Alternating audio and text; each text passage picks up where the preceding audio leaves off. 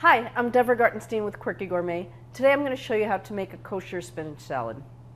Now, a traditional spinach salad has bacon on top and also has blue cheese. And you know, bacon you definitely don't want. Blue cheese, it's hard to find kosher blue cheese. So when I put together a spinach salad, a kosher spinach salad, I like to put some things in there that have a lot of flavor, like bacon and blue cheese, but are not bacon and blue cheese. So here I have some sliced Kalamata olives. They're very flavorful, salty Greek olives. I have some capers, which are nice and salty. They've got a lot of punch. And I also have, I've chopped up a pickled onion. So the first thing I'm going to do is make a dressing for the spinach. So I have some olive oil,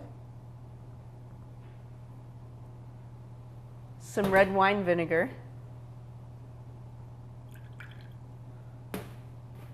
some salt, and some black pepper.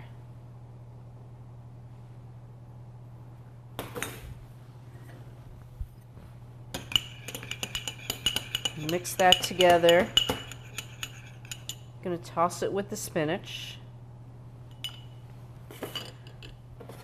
Going to work it in with a pair of tongs, which is a great tool for dressing spinach. And what you really want to do is coat the spinach so it has a lot of flavor in itself. And then we're going to layer the other ingredients on top.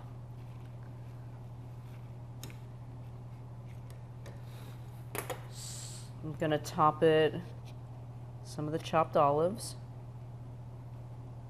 and some of the capers and some of the pickled onions. And there you have a kosher spinach salad.